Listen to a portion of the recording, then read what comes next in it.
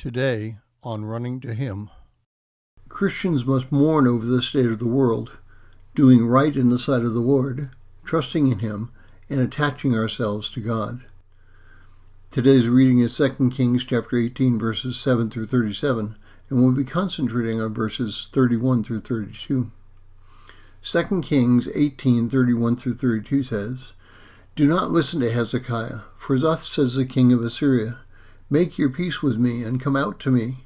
Eat, each of you with his own vine and his own fig tree, and drink each of the waters of his own cistern, until I come and take you away to a land like your own land, a land of grain and new wine, a land of bread and vineyards, a land of olive trees and honey, that you may live and not die. But do not listen to Hezekiah when he misleads you, saying, The Lord will deliver us." Now Hezekiah had joined with Egypt to protect Judah from being overrun by Assyria, but Assyria defeated this alliance in battle, so Hezekiah asked for peace.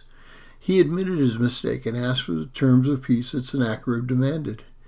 After hearing the price, Hezekiah took all the gold and silver and sent it to Sennacherib. But this action did not satisfy Sennacherib. He sent messengers demanding Jerusalem's surrender. Now Eliakim, Shebna, and Joah, Hezekiah's representatives, returned having torn their clothes in mourning because of what they presumed would be their fate. I'd like to point out that bullies tend to manipulate people through intimidation. They talk a good game and sometimes can do some harm, but when strength is shown against them, they tend to crumble. That crumbling will happen in tomorrow's discussion.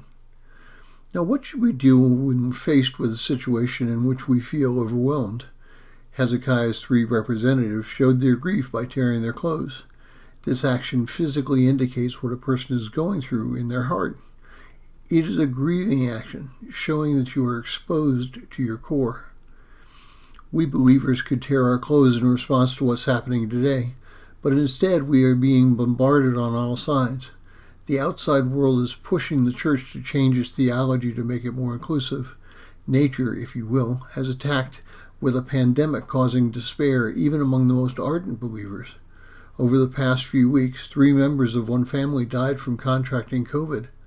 Even believers are demanding that we submit to a false philosophy concerning race relations.